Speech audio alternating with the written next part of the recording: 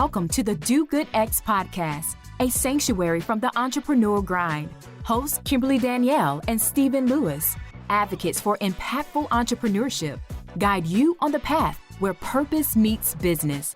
Join us to slow down, reconnect, and explore the challenges of under-resourced entrepreneurs, uncovering the unique journey of building businesses that make a difference. Now, your host. Welcome to the Do Good X podcast. My name is Kimberly Danielle, and I am a communication strategist, a coach, and community builder who comes from generations of faith-driven leaders and entrepreneurs who believe that our purpose should drive us to contribute to the common good.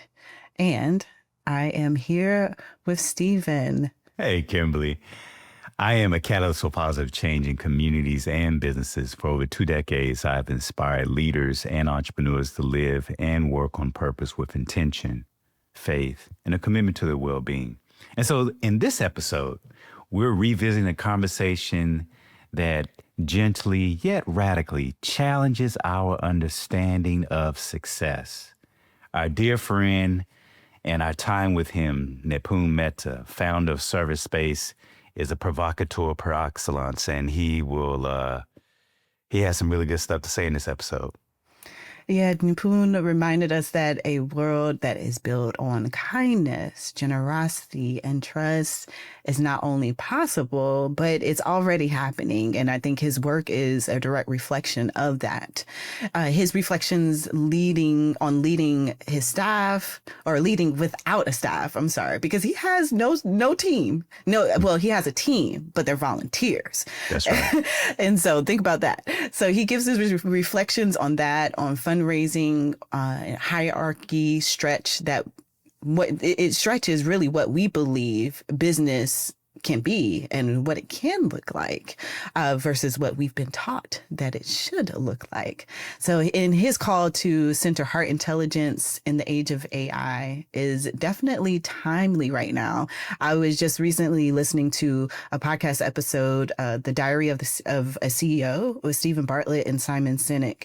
And Simon was talking about the thing that AI cannot replace is this human connection. And AI is not going to capture the empathy that we need to learn, or we should learn as humans, and with these other skills as well.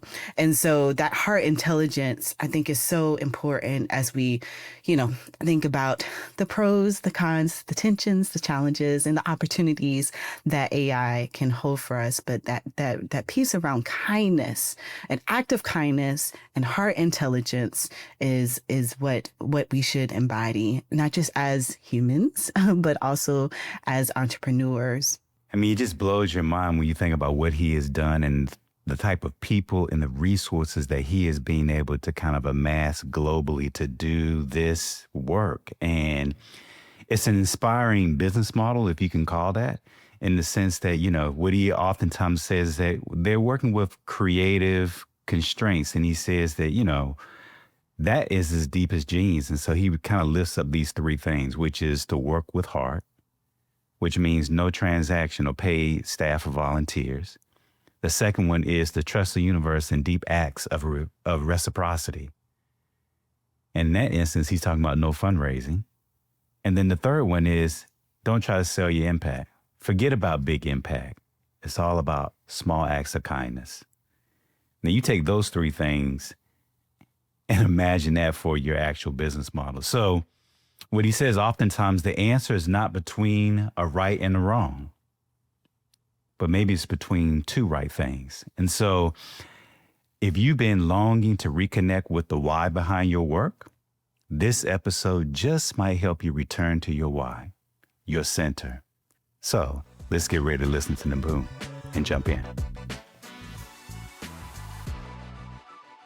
I am also excited, Kimberly, for our conversation guest today, who is Nipun Mehta. If you don't know him, and after you hear this podcast, look this brother up, because he has done so much and is just a poster child for all good things and acts of kindness. Nipun is the founder of ServiceSpace, which is a global community working at the intersection of technology, volunteerism, and a gift culture.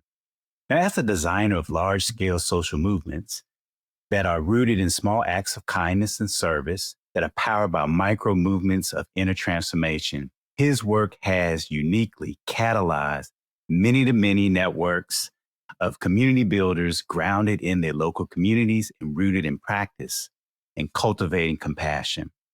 More recently, ServiceSpace's pandemic response showcased the beauty of its agile ecosystem. Today, ServiceSpace reaches millions every month and is powered by the thousands of volunteers and blossoms into every expanding local and virtual service projects that aim to ignite.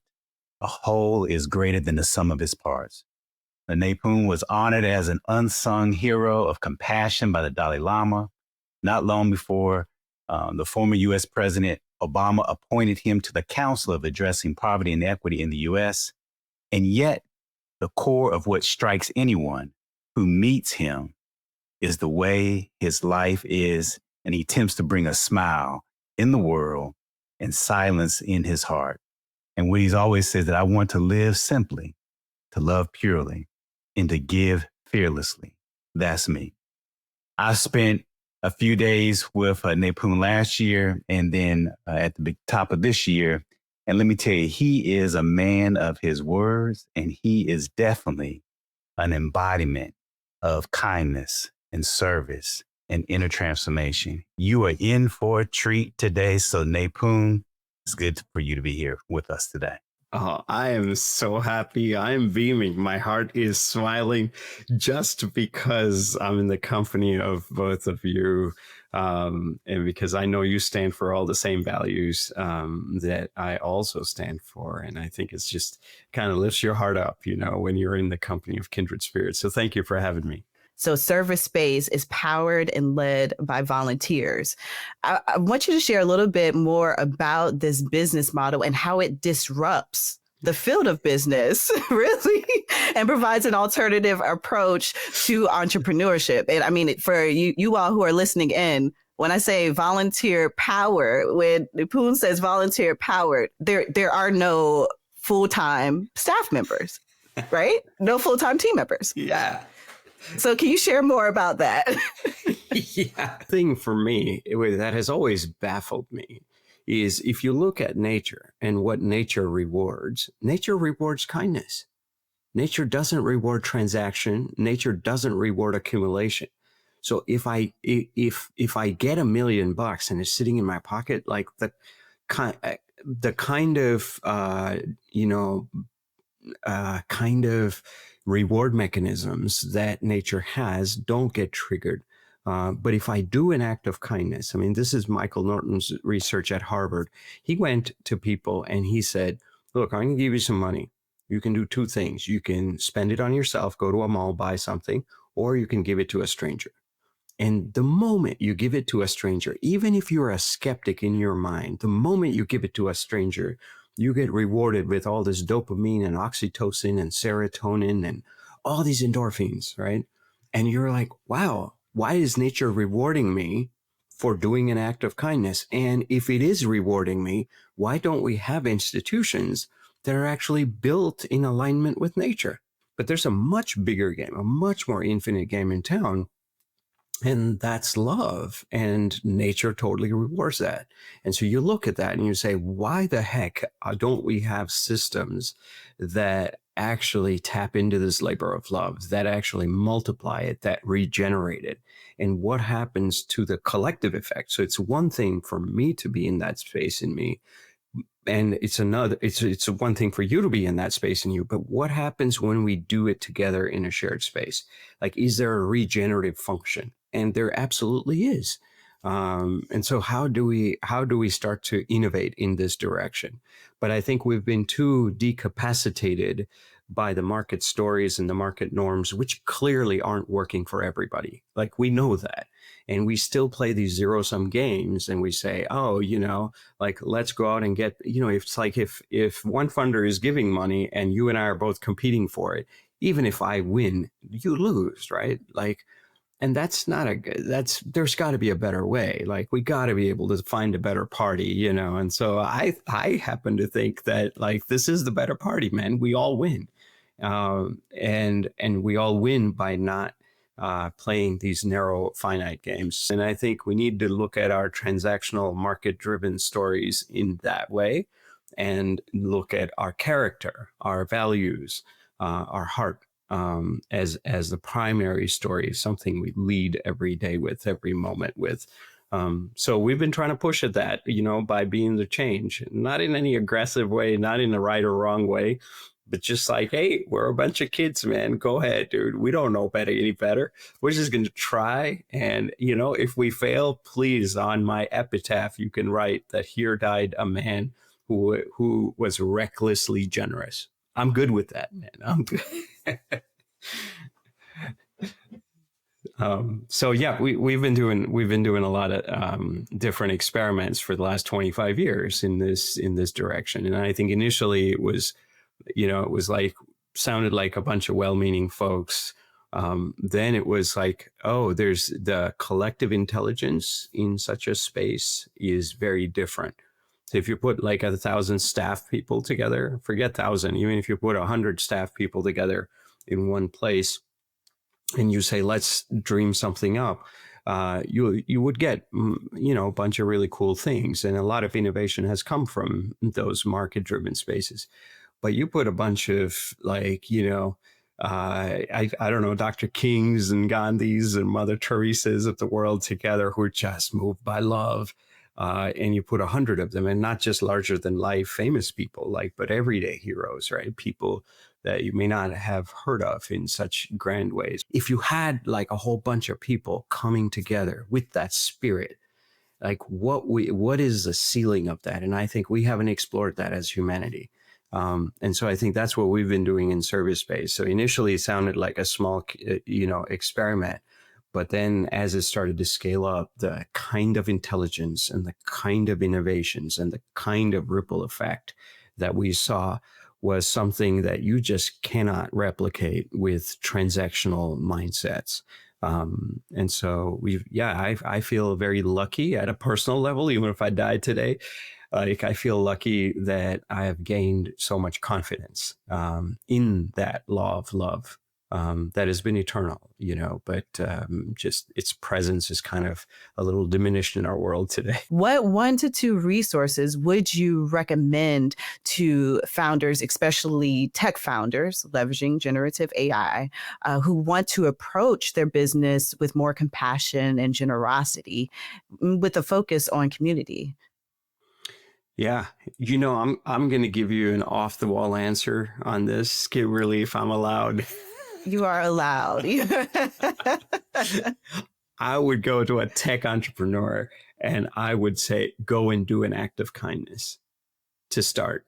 Ground yourself in that reality, because I think what AI is going to be amazing at is going to be far greater than individual intellectual quotient, the IQ. There is no way we're going to be able to compete with AI, but AI cannot include heart intelligence, right? And there is no way, even if we have artificial general intelligence or artificial super intelligence, which is on deck in a few years, it will be far inferior to collective heart intelligence. And so I would say the biggest resource is our humanity. That if you are gonna engage with AI, you know, you could think in terms of cost benefit analysis in the short term, and say, oh my God, it takes you 5 staff to do this. I could do this with, like, you know, with the snap of a finger. And that's true. You could, and you will be able to increasingly do more and more things like that. But I think the deeper design question is, what are you actually trying to solve in the broader margin goal? Right? Where exactly you're a founder of a company, you have a certain mission, you want to be sustainable. That's good. That's fine. But ultimately, like, what is the benefit to humanity that you are seeing, and how do you work backwards from there? and draw a through line to the narrow goals, not like the other way, not say, hey, I want to start here. Once I get all my ducks in order, then I'll think about the greater good. I would say that think about the broader margin goals first and then go here. And I would say that keeping the human at the center, keeping the heart at the center is very important as you navigate all of this. And so if you're just going to automate, there's like a lot of theories of change that we're completely bypassing through this kind of momentum. So as tech founders with heart, with faith in a deeper narrative, you have to go in and ask and say, well, I can make this faster. I can make this, I can increase a lot of capacity in this way. I can be a lot more creative even. But what values are you really trying to propagate? To think about that, not as an afterthought, but as a forethought, to lead with that, to continue to keep that in the center and to end with that. It would be my hope, especially people in your community. I think those are the folks that will do that. So I would say that's my off the wall. It's not like, hey man, go to this because this stuff is moving so fast. So even if you say go to this resource or that resource, it's like, yeah, like next month it's going to be a whole different ballgame. And so we're just able to do so much. Like you can type something and it just creates videos based on that. You can, with 3 seconds of someone's voice, you can just create a whole clip. There's this incredible website called Infinite Conversation. I mean, this is a year old, and in AI time, that's like ancient. But a year ago, you had this German philosopher, this German filmmaker, and this Slovenian philosopher, and they both have huge corpuses of their information. And AI is just generating all kinds of content. And it's in their voice, and they're actually talking to each other. And this was a year ago. And now, 2 days ago, OpenAI has just released something where this multimodal AI, their latest model, GPT-4o, and where like my AI can talk to your AI, like literally your phone and my phone talk to each other, and they sing songs and complete each other's lyrics. And they have a demo of this that they just put out 2 days ago. And so it's kind of amazing, and it's kind of awe-inspiring, and there's a little bit of terror embedded in it as well. But I would say that people of faith, right, founders who are leading with heart, have to go in there and ask different questions. They have to say, okay, both of those things are there, but how will I bend the arc? And I think I love entrepreneurs because they're not looking to create, they're not looking to manage the current pie, right? Like they are actually looking to broaden the pie, but broaden the pie in which direction?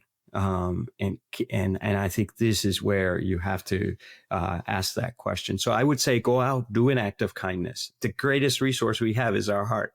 Is not our heads, is not our ideas. AI is going to be able to do all that for us. But our greatest resource is our heart. And so that little act of kindness, it sounds so simple. And it sounds almost silly to be here on a podcast and be like, it's not this website or that website.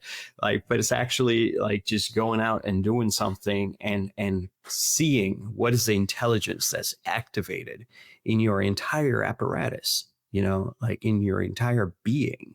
And how do I marry that wisdom and that aliveness, as Howard Thurman would say, just dude, what the world needs most are people who have come alive in that way. How do I marry that with my product, with my company, with my business, and achieve all the narrow margin goals? So lead with that first. So acts of kindness, and then you all got various tools to go and explore, but do them both at the same time. And if you're listening in and you want to access more resources to help build your business for good, you can go to dogoodx.org. And here you can join our Do Good X LinkedIn community where we share resources, tips, and tools. We'll take some of what Nipun shared and share it there as well to provide entrepreneurs and change makers with a community of support. So we hope to see you there. Thank you for listening to the Do Good X podcast. To continue the conversation or access our resources, visit www.dogoodx.org. Join us again for conversations that will nourish your soul, ignite your dreams, and empower you to build an impactful business, one intentional step at a time. Until then, keep striving, thriving, and doing good.